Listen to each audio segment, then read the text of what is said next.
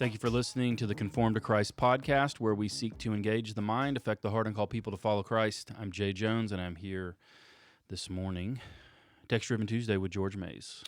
Here we are. Who finished up Hebrews chapter 11. So if you've got a Bible, you want to go ahead and grab that. That's where we're going to be today, Hebrews chapter 11, verses 32 through 40, finishing up the chapter. Hey, we're just flying now. How many more do you have? One more round? Two more rounds? Two more, probably So 10 more sermons. Okay. Something like that. All right. Yep. How many will that be total? Any idea? 45. Okay. Somewhere around there. All right. Yep. Yeah, Josh King, he was a big encouragement. He sent me this text a couple of days ago. Let me see if I can pull that up. He said, where is it? Oh, you're a slacker. William Gouge, I guess he's a Puritan, preached over 1,000 sermons on Hebrews. Yeah, you're slacking. So I'm going to really have to milk chapters 12 and 13. Yeah, you're gonna have to take some time. William I'm going to have to take Gouillet. word. Gouillet? I don't know. I'm just. Yeah, I don't know. He's probably French. It's Gouillet. I don't know. Gougie. Gougie. Yeah. I don't know. Yeah, that's right. Yeah, I'm gonna have to start taking. I'm gonna have to start preaching sermons on just words, just one word at a time, so I can really milk this. Some real overlap in those sermons, I bet. Yeah, just I don't know. We've talked about it before. The Puritans, even Martin Lloyd-Jones. We appreciate their ministry and really benefit from them, but sometimes their preaching can get more topical. Yeah. Because they'll just take a word or just a phrase, and then they'll preach on it. I mean, they'll essentially leave the book and go do kind of a systematic. And it's because they'd make like half their sermons application. Mm-hmm. Like the last half, it's right. like every sphere of your life. Right. They're addressing from this one thing. Mm-hmm. Yeah. So, That's true. So don't preach as many sermons through a book as like a Martin Lloyd-Jones, trying to really make sure that the congregation gets a feel for the book and doesn't lose what the book is about. Okay. So preach a little bit larger sections. Now, I heard you playing a video earlier. Is that a video for us? I've got a video that we could watch. It's not very long. It's pretty short. It's not the one that I was watching and laughing and laughing at. There's a lot. There were many this weekend sent funny things. I just found this one, and I thought, at one point in my sermon, apparently Josiah asked, "Why is Daddy screaming?" Did you really? Yeah, because I was getting excited up there and saw this video and thought, well, at least I didn't do this. Which part were you getting excited on? Because I had it on 1.75 listening because I wasn't here, and so I had to listen before I came in today. So I put it on 1.75. So which part were you screaming on? Goodness. Well, as I was, it was the first section because it's talking about all these victories of faith, and I was emphasizing like this is what we get really excited about. Oh, I know it. This is this is the part that this is what we want our Christian faith to be like. You said if we weren't all Baptist, people would be high-fiving each other. Yeah. They'd jump up fist I mean, I wouldn't be high-fiving. Fist bumping and high-fiving? What if it's a Napoleon Dynamite fist bump or an air pump? Yes. Yeah. Nice and conservative. Mm-hmm. Yeah. Yeah. So what do you got here? You got a screamer? Kind of. Kind of. We can just watch it. It's like Okay. 10 seconds. All right. It's not very long. It's not very long, so we can go over to my screen. All right, wake me up a little bit. Okay. You got me turned up? I think so. We'll find out. Okay. Let's see if I can get this thing to play. Okay. Here we go. Yeah! Yeah! Oh, man. He said, get your leg off of there. He kind of walks away dejectedly. He pulled his leg down. I wonder if that was a senior pastor. He's like, I shouldn't have let this guy preach. You know what I mean? Oh, Yeah. So at least I didn't do that. Jerry, I'm still Jerry, waiting. you ever been in a church service like that? Not quite like that. I'm still waiting for you to get a good pulpit smack out of you. Mm. I keep thinking one day it's coming. I've accidentally hit my hand on the pulpit Bam! before and hurt my hand. Mm. Yeah, I'm afraid I'd hurt myself if I was intentionally slapping it. Mm. I could try to crawl up on it like Steven Anderson. My preaching professor in class, not in my class, but class like a couple years before me, he brought in a guy who he thought was a great expositor, and he came in to preach in chapel service, and he completely jettisoned all of that and become like Rick Warren-y, pragmatic, whatever. His sermon was straight garbage. And I guess right after that, he had preaching class. This is my first pastor up there. He was telling me about this because he was in that class. Mm. He said he just started. He's like, if any of you, he do this and you start doing this, and he had his fingers. He'd point like that at all of us, and he went, bam, and he hit the pulpit and he broke it. He broke his finger. Yeah. Yeah. He used to play college football. We were all scared of Dr. Aubrey, the sermonator. Yeah, I've whacked the side of the pulpit before on accident. Karate chop? Yeah. You got to keep that wrist tight on when you karate chop the pulpit, George. Mm-hmm. Yeah. Once you get injured. Yeah. Just got to keep going, though. Yeah. All right, so we're in Hebrews chapter 11, continuing with this big hall of faith, and let's have you jump in and read the passage for us, and then we'll get going. Okay. All right, let's throw it on the screen. All right, this is verses 32 to the end of the chapter. It says, "What more shall I say? For time would fail me to tell of Gideon, Barak, Samson, Jephthah, of David and Samuel and the prophets, who through faith conquered kingdoms, enforced justice, obtained promises, stopped the mouths of lions, quenched the power of fire, escaped the edge of the sword, were made strong out of weakness, became mighty in war, put foreign armies to flight. Women received back their dead by resurrection. Some were tortured, refusing to accept release so that they might rise again to a better life. Others suffered mocking and flogging and even chains and imprisonment. They were stoned, they were sawn in two, they were killed with the sword. They went about in skins of sheep and goats, destitute, afflicted, mistreated, of whom the world was not worthy, wandering about in deserts and mountains and in dens and caves of the earth. And all these, though commended through their faith, did not receive what was promised, since God had provided something better for us, that apart from us they should not be made perfect." All right. You started out this sermon talking about the privileged time in history in which we live, and I found that to be interesting because I think for whatever reason, people can tend to always focus on how negative things are, because things, can be discouraging, obviously, when you look at society and the way things are going. What about this society, though, do you think, or this time in the world, we'll get to scripturally, because that seems to be where this Hebrews 11 is kind of flowing, so that we can have this amazing application that these people, they didn't have it like we do, right?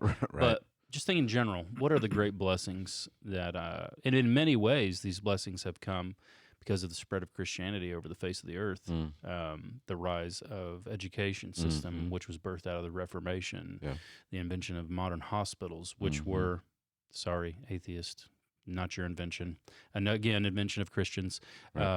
All of these great things. Let's just briefly talk about that, so we can become a little more positive. Yeah. You know what I mean? Well, and again, I think that this is maybe an apologetic tool that we can use. I mean, you look at the direction that Christianity spread. It spread to the West into Europe, and if you do a kind of a study of world history, you'll see that the big scientific discoveries are in that direction. They're in Europe. Why? I don't think that it's I don't think that it's an accident that Europe is where all these discoveries are coming from, and I think it's because of Christianity. Mm-hmm. It's because the Christian worldview says that God created this world. He has established certain laws. There's a pattern, the uniformity of the world. We know that Right. the sun's going to rise in the east and it's going to set in the west, and it's going to do the same thing. And we can predict the weather. We can predict the cycles of the phases of the moon, because God has done this. Mm-hmm. It's this God. It's the Right. biblical God. It's not these petulant gods of Greece and Rome, who, well, Zeus got mad, so the sun's not going to rise today. Like, we've got a God who doesn't change. He's faithful, and so we can do science. But you look at other areas of the world that are still lost in paganism, and they don't have these scientific discoveries because, well, the sun is a god, Mm-hmm. and we have to appease the sun god. Right. And if we don't, that's why we have an eclipse. Yeah. Right. And Mhm. so the scientific, the medical discoveries, technological advances, they're possible because we have, even if, even atheists, they're living in God's world, and they are presupposing that tomorrow is going to be very similar to today. Mm-hmm. And so you can do science. Right. And so this is going to work tomorrow because it works today. Mm-hmm. And there's uniformity. Right. Even if they would jettison the Christian worldview, they're still living in it. Yeah. But the atheistic worldview that says that all of this is just the product of time and chance, you can't really say that tomorrow is going to be the same as today, because what if by chance everything pops out of existence? I mean, we don't live that way, though. Right. We live in the Christian worldview. Whether you're stealing from it or you are intentionally living in it. Mm-hmm. And so we live in the Christian worldview is what has given us the society the society we live in, the nation that we live in. Mm-hmm. It's the product of the Christian worldview, Right. and despite all of our many egregious sins, America still is this great country. Yeah. And it still is better than living in, the middle of the jungle. Mm-hmm. Yeah. And it's because of Christianity. Right. Yeah. All right. So we live in a privileged time in history. That's how you started your sermon. But really, that's there's a reason that's your introduction, and it's to set up where this text eventually ends up.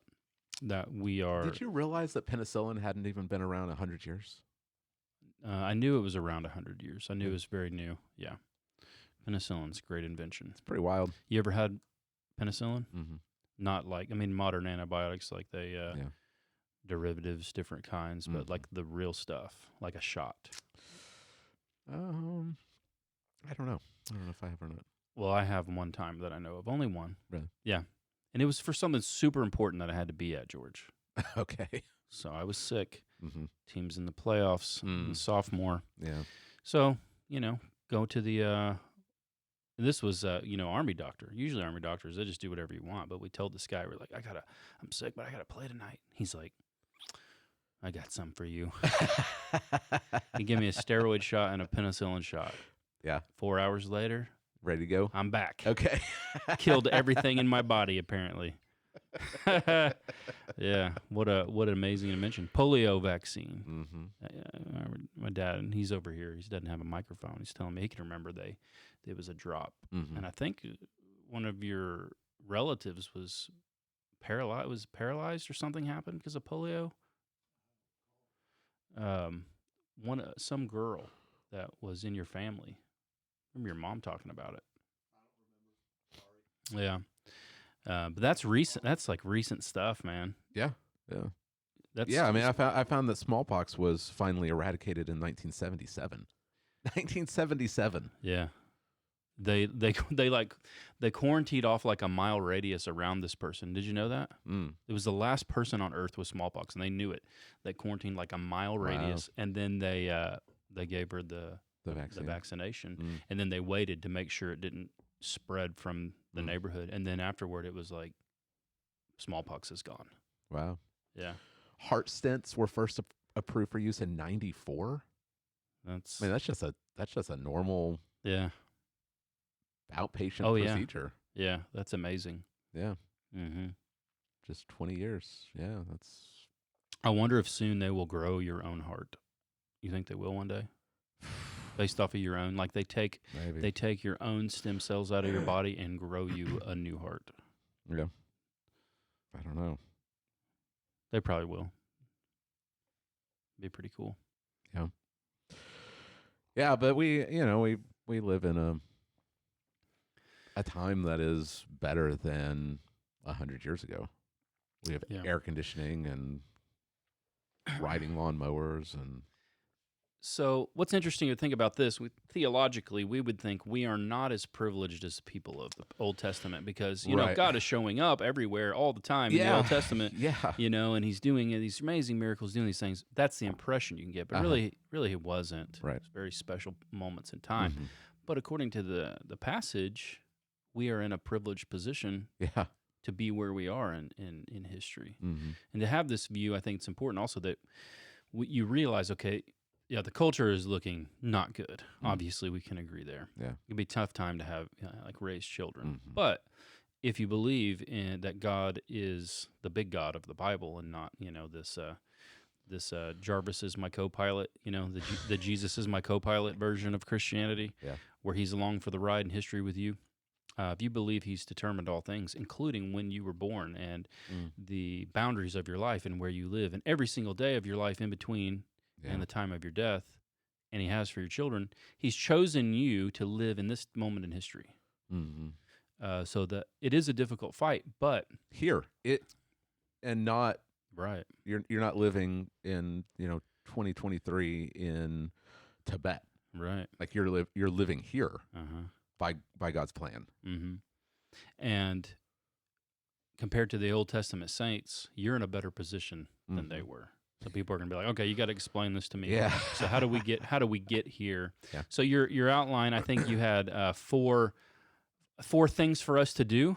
Is that what you said? Well, it was 3. 3 things for It us was to 3, do. I but wrote down 4. But the last one was a little bit the label I gave it was a little bit longer. It was long. It didn't like it wasn't as tightly fit. But Yeah.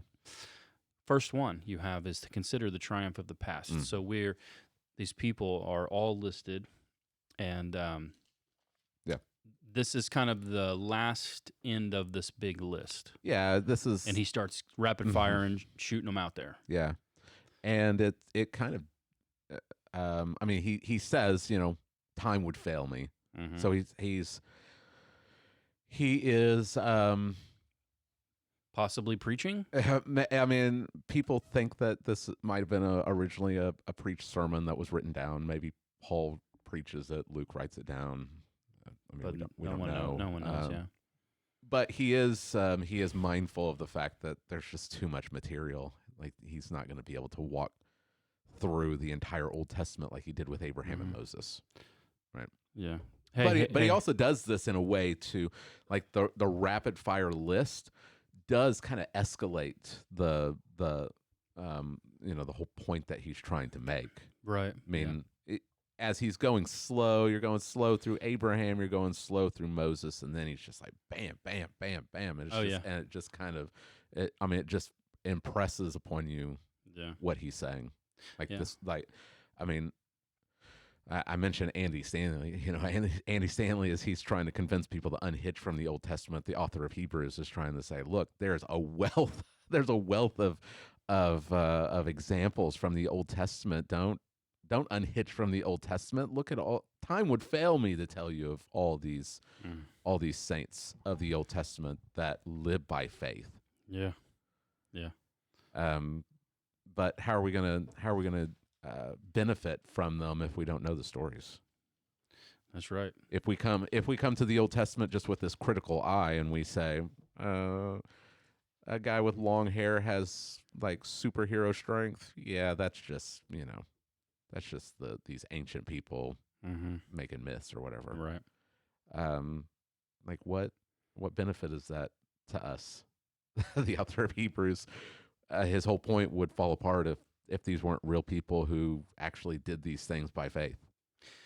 Yeah, I think what was very beneficial to consider about this list of people: Gideon, Barak, Samson, Jephthah, David, Samuel, the prophets. They conquered kingdoms, enforced justice, and obtained promises, stopped the mouths of lions. And you're like, this is awesome. Yeah. But then you have to remember who they are. Yeah, right. This is quite the list. These are very flawed. Yeah, this is flawed quite people. The list. Yeah, and which is an interesting pick, but it's good and encouraging. Yeah, should be encouraging. Yeah, I mean, you've got Gideon. He's a coward. You go back to Judges 6 and see he's hiding from the Midian armies. Even after he conquers them, he ends up making a gold ephod, and Israel decides we're going to start worshiping this thing. And so he leads the nation into further idolatry. He's got a concubine who has a son, and he tries to take over. He's like a dictator. Abimelech, and you've got Barak. He won't even go into battle unless Deborah goes with him. You've got Samson. I mean, what are we going to say about Samson? He's a womanizer, breaks his Nazirite vows, anger, prideful. I mean, he just seems like this arrogant guy. Jephthah offers his daughter as a burnt offering. You read the story and you're like, these are terrible people. Yeah. These are who the author of Hebrews decides to highlight, not Ruth and Boaz, not Othniel. There's people that don't have any major flaws that are presented in the text that he could use, and he uses these people. I mean, even David. David, we know him as this great king. God made a covenant with him. He had great victories, but he also committed adultery and murdered Bathsheba's husband. Samuel, he's kind of the switch between judges to prophets. Yeah. But he's a terrible dad. Mm-hmm. His sons are judges who take bribes. And the people, Samuel's getting old, and they're like, we don't want your sons to lead us. Give us a king. That's how bad they were. And yet he uses these people. Yeah. As these examples. Hey, Jay, be like Samson. It sounds terrible. But it reminds us that he's talking about these people who aren't perfect, and that being steadfast in your faith, persevering in faith, is not the same as moral perfection. Right. And it reminds us that, this also helps us to read the Old Testament, read it from this viewpoint, look at it from the author of Hebrews' perspective. He says that these men did these things by faith. Now go back and read about Samson and see his faith. Go back and see Barak. And yeah, he's a flawed guy. See his faith. And it should be an encouragement to the original readers of Hebrews, but it should be an encouragement to us. Yeah. That the success, the strength of our faith is not in our faith. We're not supposed to have confidence in the faith in our faith. We're supposed to have confidence in the object of our faith.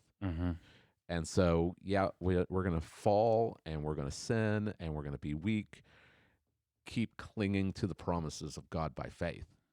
just like Samson, after he has his hair cut off, he loses all his strength and his eyes get put out, and he's made to be a slave and kind of like a circus performer for the Philistines.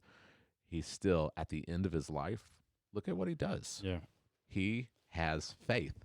He calls out to God, and he believes. He believes that God is the one who gives him strength. That should be an encouragement to us. That if these men who are massively flawed can be commended by their faith, that tells us that God justifies by faith and not by works. Yeah, that's true. That should be a massive encouragement to us. Yeah, it should be. All right. So consider the triumphs of the past. Also, though, consider the sorrows of the past. So it's not all victory. Yeah. A lot of times it's not. Right. Yeah. We read this list, and they conquered kingdoms and enforced justice, and they put foreign enemies to flight. And you've got Samson, who's killing a lion with his bare hands, and Shadrach, Meshach, and Abednego are walking in the fiery furnace, and they're not hurt. And these are the Sunday school lessons that we grow up with. Yeah. Right. And this is where I was like, if we weren't Baptists, we would, get excited about this. We'd actually find this to be like exhilarating. These are the feats that movies are made of. And that's what we want our faith to be like. That's what we want our Christian experience to be like. And I think that we've been conditioned in America to think this is what Christianity looks like. There's a church on every corner. You have access to just all this literature, and I mean, you can go to the bookstore, or you go online. You can order any Bible that you want. We get hyped when we've got Christian politicians, and I mean, every time a celebrity comes out and says anything about God. I mean, it could just be the most generic, generic thing. And Christians just lose their collective minds. Yeah. I mean, you think of Kanye, you think of Chris Pratt. With the most general statements of ever. Yeah. Like they're just so watered down. Chris and Pratt, maybe he should be a preacher. Yeah. Right. Okay. So we've been conditioned to think this is what it looks like. If Kanye is a Christian, now we're going to be respectable. Everyone's just going to want to be a Christian. Please refer to him as Ye. As Ye, yeah. Coming out with his mask on or whatever, talking about how Hitler wasn't all that bad. It hasn't aged well. It's his conversion. But over and over and over again. I mean, how many times have we seen celebrities that become, quote unquote Christians? And everyone's like, this is great. This is, now we've got people in Hollywood. And right. Yeah. It's like, you've got Falls Creek. They're always pumping out these numbers. Like we've had 10 bajillion decisions made this summer, and then no one comes to church. Right. You've got Rick Warren talking about, I've trained more pastors than all the seminaries combined. Yeah. And we have this idea that you can manufacture this kind of stuff. Well, if you'll buy my book, and I've got a 10-part series on how you can quench the power of fire. It's like that, but that's America, right? And so we stop reading in the middle of the verse. Like, women receive back their dead by resurrection. Full stop. Yes, that's the Christianity that we want, and we don't keep reading. It's a terrible verse division for one thing. I don't know why they divided it this way, but you got to keep reading verse 35 and the remainder of the list, because it says that the Greek, it literally can read but others were tortured. We're like, that doesn't sound quite as great. Right? That's not the list I want to be on. Right? Some were tortured. They refused to accept release. Not because it wasn't offered, but because it came with conditions. Right. Like, if you'll do this, we'll let you go. Kind of reminded me of that pastor, that Chinese pastor earlier when he come to church. If all he had to do is capitulate to there, and he'd be free. We can think of Polycarp, the story of Polycarp. Oh, yeah. He's brought before the Roman proconsul, and he's like, just say away with the atheist, which that was referring to the Christians. Right. The Romans thought that, well, the Christians reject the pantheon Of Roman gods. so they're atheists. So just say away with the Christians, away with the atheists, and we'll let you go. Like, have respect for your age. You're an old man. You don't want to go through this. Just renounce Christ, and we'll let you go. Mm-hmm. Like, you must not know who I am. Yeah. I'm a Christian. And he says away with. He looks at all the Roman. And he's like, away with the atheist. And shades emerged from heaven. Yeah, that's right. And dawned his face. Yeah. They refused. The original Thug Life. Yeah. Polycarp. And they refused to accept release, and others suffered mocking and flogging and chains and imprisonment, and they were stoned. They were sawn in two. Like that's the tradition of Isaiah's martyrdom, is that King Manasseh had him sawed in two with a wooden saw.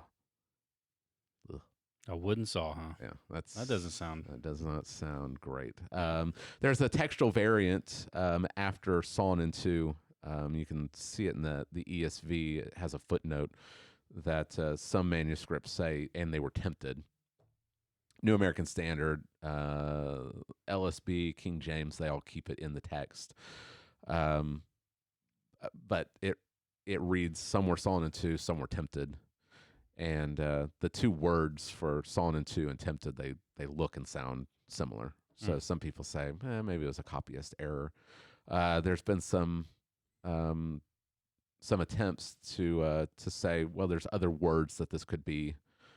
So it could be translated as they were burned, or they were impaled, or they were sold.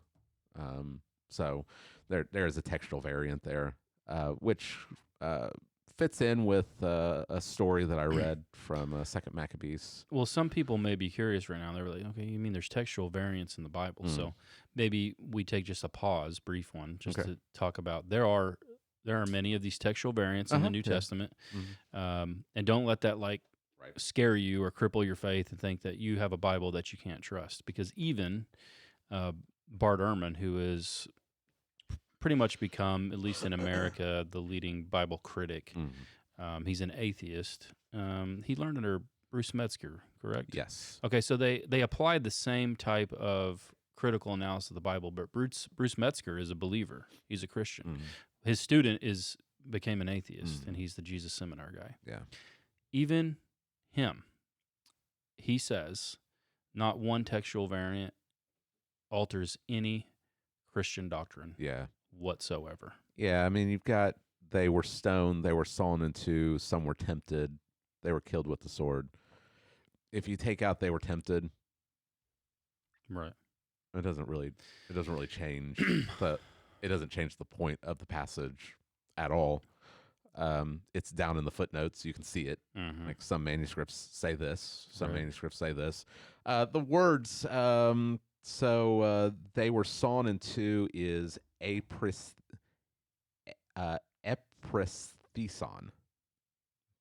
and the word they were tempted is apyrasthison. So they're really similar. They're really close. This might lend some credibility to that it was preached, because preachers can like to do that type of play on words and words like an alliteration. Yep. Yeah. So it sounds very similar. You have to remember, as they are copying these by hand, someone's reading it and they're copying to them, and they're copying it, or they're reading it maybe by candlelight, and I write my sermons by hand, and as I write it, and you don't download them. No, and then I go. You don't get online and pick out your favorite Bible teacher, maybe J.D. Greer. No, goodness. You hit up old J.D. Be like, hey, can I preach your illustration? Yeah, like it was my like actual life. Yeah. So I George, you're write, so old school writing your own I know sermons. I write it by hand, and then I take a day off, and I come back on Saturday and I read through it again, and there's times when I'm like, I wrote the same word twice, or I wrote this in a way that You repeated. I I've done repeated that. it, or I've left out a word. Yeah. I've done that typing. I'll be Yeah. typing, and I'll have a few other thoughts, and I'll keep typing again, and I'm like, I typed the same 5 words twice. Yeah. You know. So that happens. That Mhm. happens with the manuscripts for the Bible also, that someone may leave off a letter, and it changes what the word would be. Right. But we don't just have one manuscript or two manuscripts. Thousands. There's 5,000 manuscripts, and the majority, you can compare them. You can look and you can say, well, this is probably the most likely reading. But even if we get it wrong, like you said, it doesn't change any doctrine. Right. There's no doctrine that would be changed by saying, well, we should leave out they were tempted. Right. Like you've got they were stoned and sawn in two. What else? Yeah. What I mean, you need more. So that there are variances, and it's because they were copied by hand, and they weren't with these ink pens.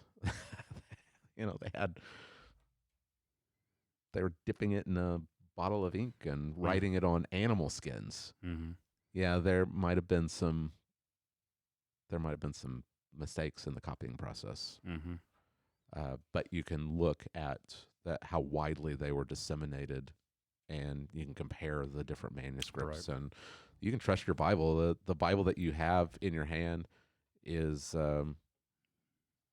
it's trustworthy. Right. Yeah. And for someone like that who is not a believer and atheist to admit none of these textual variants alter any Christian doctrines whatsoever. Yeah.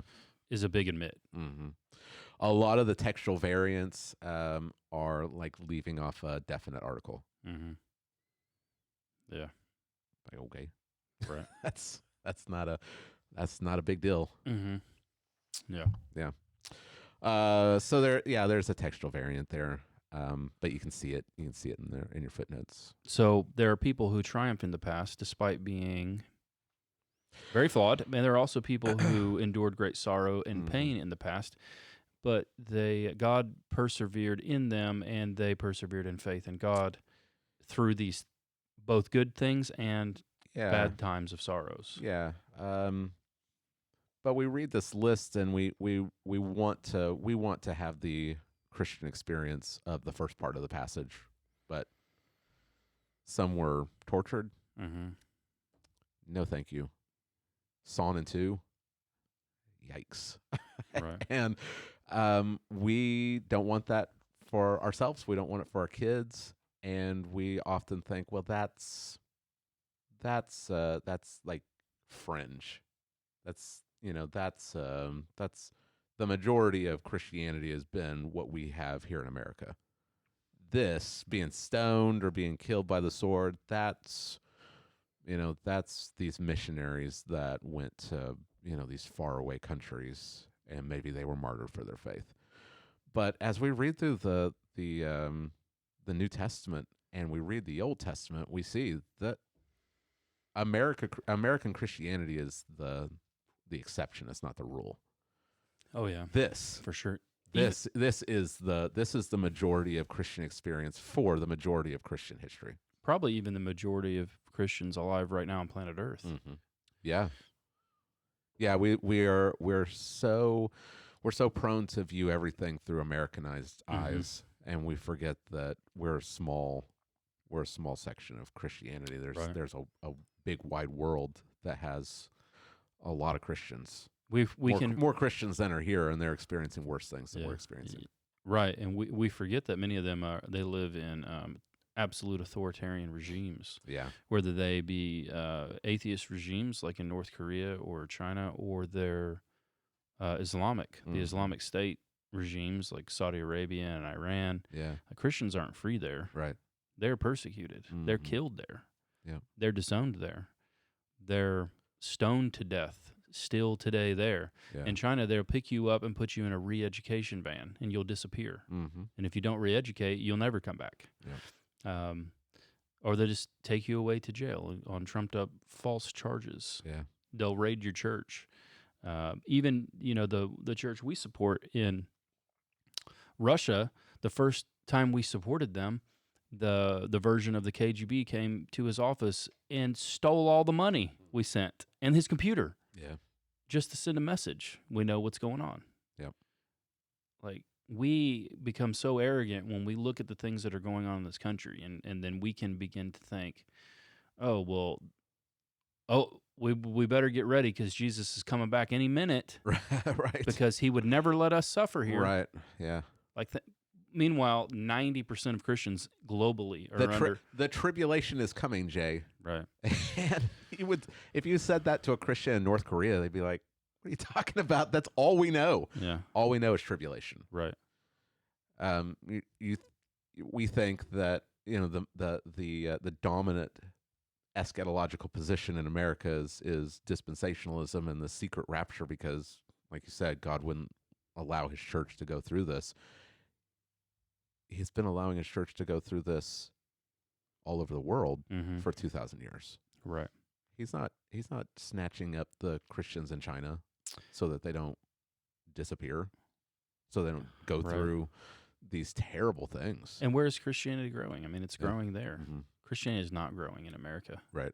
Yeah. And that's the point. That was the kind of the point I was trying to make in this section is that the scriptures tell us not to be surprised when things like this happen. And if we are, it's going to make us fall away. Right. We're going to fall away when stuff like this happens. And the reason why these saints could persevere is because, like it says in verse 35, they were refusing to accept release so that they might rise again to a better life. They were looking again to the future. They were looking forward not to this world and its privileges and pleasures and comforts. They were looking forward to resurrection. They were looking forward to a new earth. Right. And the reason why I think that so many Christians are deconstructing, they're falling away, is because they're experiencing pressure and opposition and hostility here that they haven't experienced in 200 years, and they're not ready. So they're falling away. Christians are so weak today, they will cave to a blue-haired, short, bobbed-haired feminist screamer. Yeah.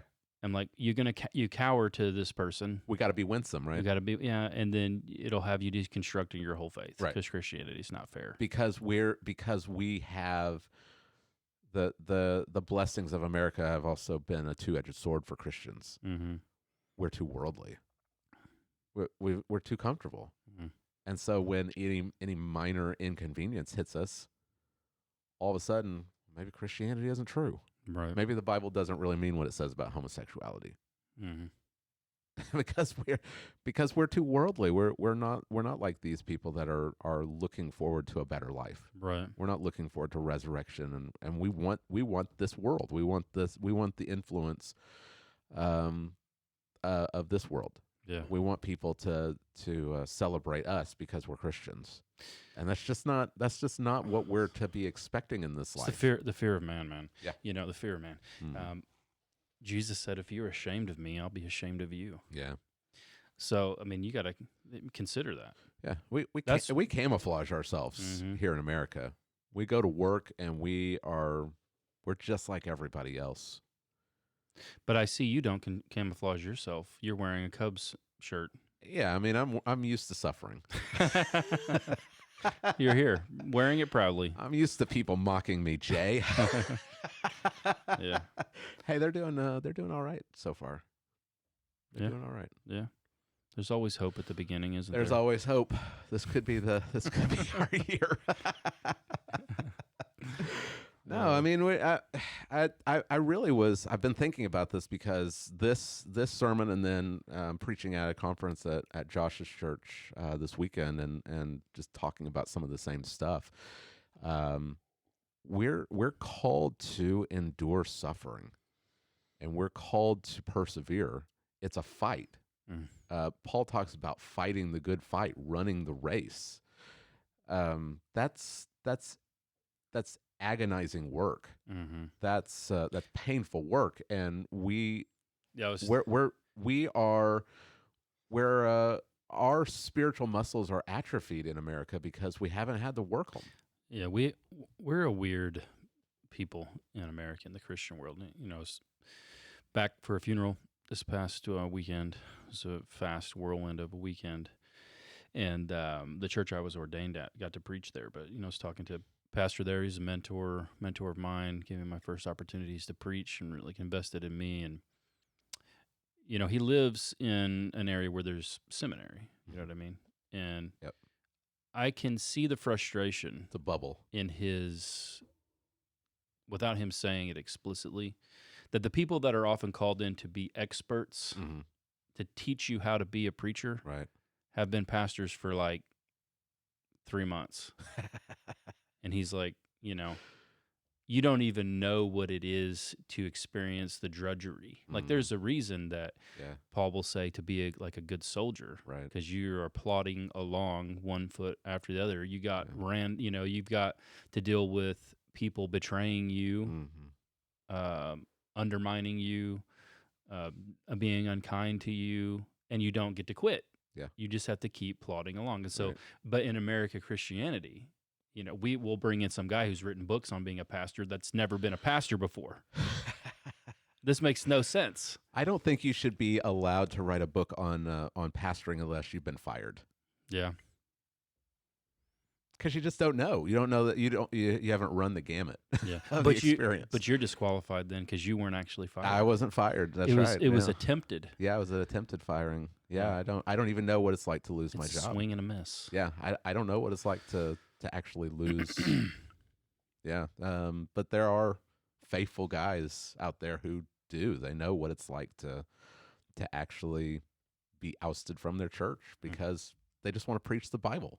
Right. But moving just beyond pastors, we shouldn't be saying, "Well, I hope the government starts sawing us in two." Right.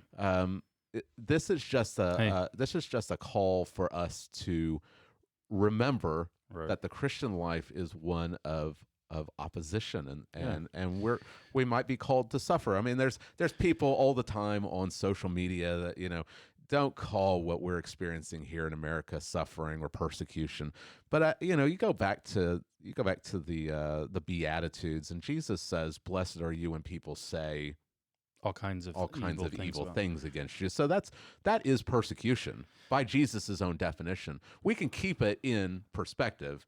They're not killing us, right? But people are falling away because people are saying all kinds of evil things against them here in America. Yeah, you're a bigot.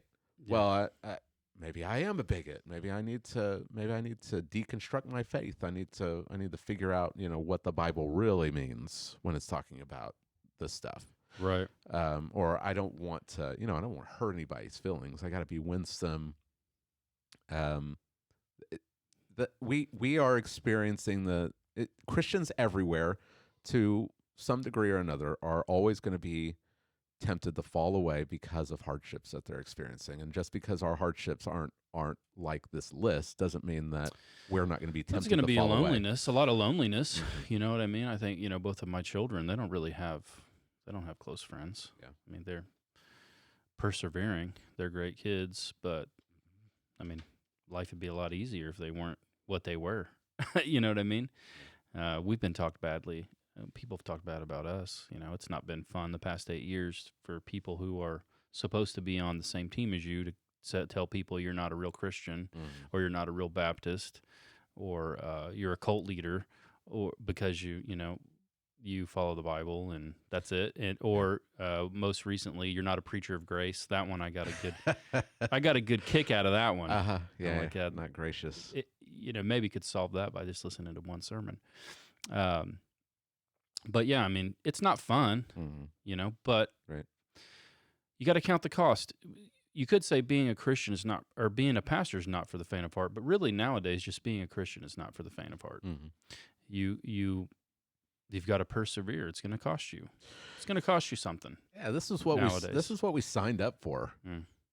Like this isn't hidden. I think from many pulpits it might be hidden, but if you go to the text itself, it's not hidden. It's right out there. I think we could. Every time people are amassing around Jesus and he's got this big crowd, he turns around and he says something hard. Oh yeah. So that they'll leave, Right. because it's hard to be a Christian. Mm-hmm. You have to hate your life and take up your cross and follow Jesus and die. Yeah. And that's I've got a friend who that's not was easy. who was fired.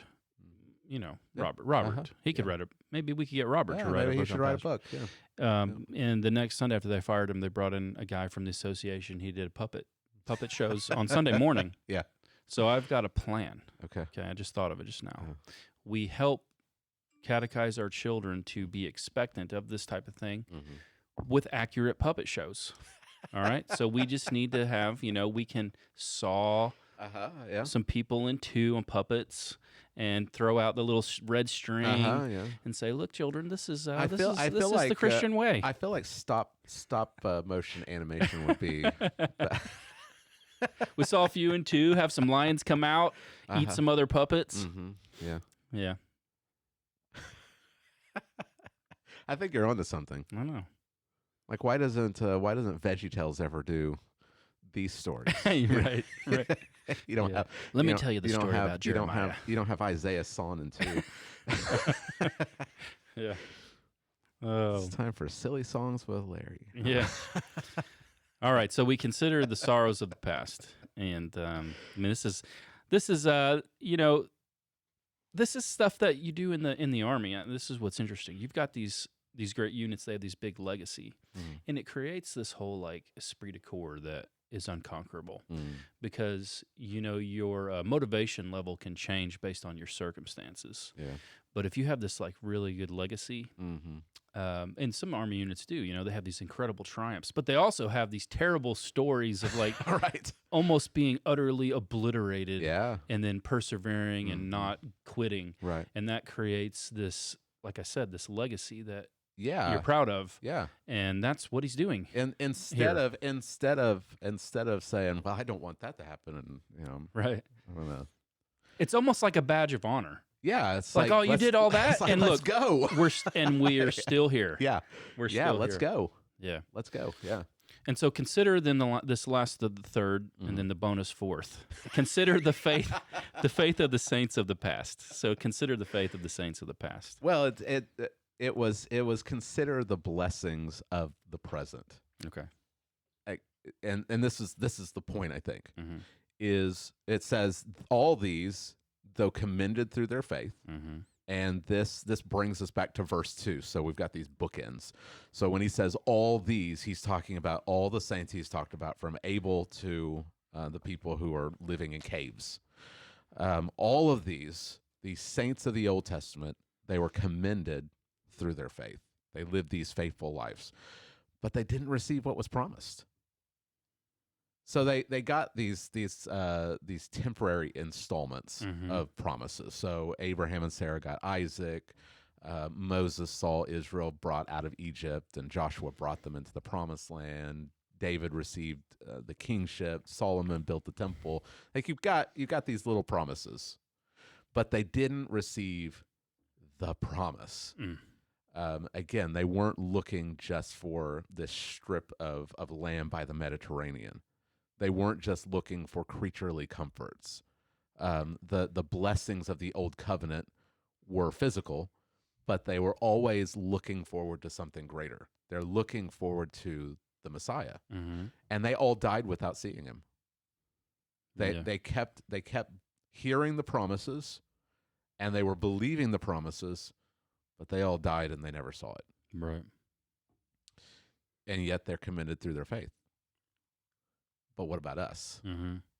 That's the argument. Yeah. It's all right. Here's these men and women who died without seeing the promise, and yet they believed the promise and persevered. What about us? Because verse 40 says God had provided something better for us. Yeah. And that word better, that's like the word, that's like the Hebrew word. That's the key word in the book. Better. because Jesus is better than all of these things, and he mediates a better covenant, and he's gone into a better tabernacle, and he has offered a better sacrifice. That's the word. You remember Pee-wee's Funhouse? Mm-hmm. You ever watch Pee-wee's Funhouse? Yep. They had the magic word. They had the secret word. Magic word. Like whenever you hear the secret word, you're supposed to just go crazy. Yeah. If you hear the word better in the book of Hebrews, you're supposed to be like, I know what he's talking about. He's talking about Christ. He's talking about what Christ has done. He has offered the better sacrifice that actually takes away sin. Mm-hmm. He has inaugurated the better covenant, the new covenant that actually deals with our problem, our problem. And so God has provided something better for us than what the Old Testament saints ever experienced. Mm-hmm. And so we sitting here, the three of us sitting in this room under the new covenant made in Christ, have a better blessing than Moses on top of Mount Sinai. And that's pretty amazing. Right. You just got to take it in. Yeah. Our blessings under the new covenant, having seen what God has done in Christ, is better than all the experiences of the saints in the Old Testament. And so that's good. And so the point is, look at how the saints in the Old Testament who didn't see the promises lived. Now you, who have experienced the better things, Mm-hmm. the better things have come, is what he says in chapter 9 and chapter 10. How are you going to live? Right. How are you going to live? Are you going to punk out? Right. Like, are you gonna leave? Right. Are you gonna give up? You've seen the better things. Uh-huh. The better things have come in Christ, and you're in the new covenant. And are you going to jump into this line of godly men and women of faith and be able to stand proud, or are you going to stand ashamed? Yeah. Having lived this life of comfort and pleasure and ease and sin, and give up. Right. Yeah, think about, though, specifically the danger, to make application for the listener today and for our church people. They are not probably a danger of, obviously, of going to Judaism. Right. I suppose that could be a thing. But maybe, but here's probably not. the reality is, what we're seeing everywhere is children and parents and even grandparents and people that have been Christians a long time, they're caving to the pressure of the culture. And I consider it to be apostasy. Yeah. When you take sins that Jesus died for, and now you say they are not sins. Mm-hmm. They are actually a good thing to be celebrated. Yeah. You're spitting in Christ's face. Mm-hmm. You become like a Roman soldier who pulled his beard out and spit in his face and lacerated his back. This is what apostasy looks like today. You may try to hang on to the name Jesus, but you've taken a different one. Mm-hmm. You've thrown your Lord out the window and adopted the Jesus of this age, which is really Antichrist. Mm-hmm. You've taken an Antichrist form, and that's where it is today. The big movement today is the LGBTQ movement in America, and Christians that jump into that movement for fear of man. I think that is the biggest danger for American Christians. For sure. Yeah. You will worship at the altar of the big gay. That's it. Yeah. And if you don't, you will be canceled. Mm-hmm. You could possibly lose a job, lose a teaching position, lose your friends, be called a bigot, a homophobe, all kinds of things. You'll be ostracized from society. Yep. Don't cave. Right? Christ is worth it. Don't give in. You're not going to be sawn in two by a wooden saw. Hopefully not. I guess it possibly could be coming, but endure. Mm-hmm. It's we don't have if we leave over this, imagine what will happen when it actually does become physical danger. Right. We will kill you. Yeah. Unless you renounce Christ. These pulpits around the country are going to be empty in a second. Mm-hmm. They're just going to be jumping out the window. Oh, do I need to preach ball? Okay. out with Christ, in with ball. You know what I mean? So be prepared. Obviously, in the past 5 years, I could never have anticipated how quickly this had changed. Right. It is, it's breakneck speed now, which is it's accelerating. So you just start counting the cost now. Yeah. Prepare yourself mentally now for how it's going to change even in the next 5 years, and prepare your children. Start talking to your children about the need to persevere. Right. You must persevere to the end to be saved. Would you be worthy of the calling by which you have been called? Then do not cave. Do not call things Christ died for good things. Yeah. Yeah, I don't I try not to use military illustrations because I leave that to you. Since you were actually in the military, I don't want to screw something up. You don't want to salute them with your left hand, but like in the movies. Hollywood, sometimes they make the most horrendous Hollywood stuff, man. Yeah. Oh. But I mean, I would imagine the shame of a soldier now, being a coward in the battlefield and standing before someone that was in Vietnam. Right. Like, do you want to live up to the stream of figures? Mm-hmm. Like, do you want to be able to stand before these heroes with your head held high, or do you want to be ashamed? Mm-hmm. That's what's going on here. Yeah. You've got these heroes of the faith. They're going to inherit the promises. That's the end of the verse. God has provided something better for us. We experience the new covenant in a way that they haven't. But apart from us, they should not be made perfect. But they will be made perfect. Mm-hmm. They will experience. I mean, the blessings of Christ's kingdom is that we sit at the table with Abraham, Isaac, and Jacob. That they will inherit the eternal promises. Are we going to be ashamed in their presence as someone that was a coward? Someone that just got too hard. Right. I was too busy, playing video games to Mm-hmm. worry about living a holy life.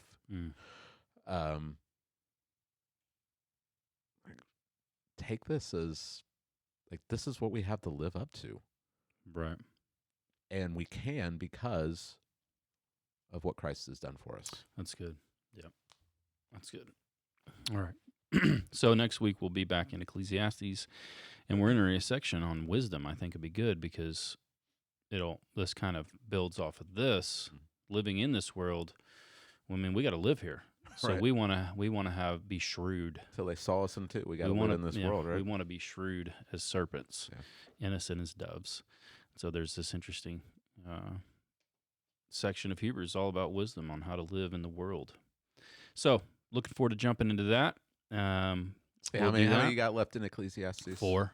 4. Okay. 4 left, and then we'll get into a summer preaching schedule. All of the other elders will preach 2 times, I believe. Okay.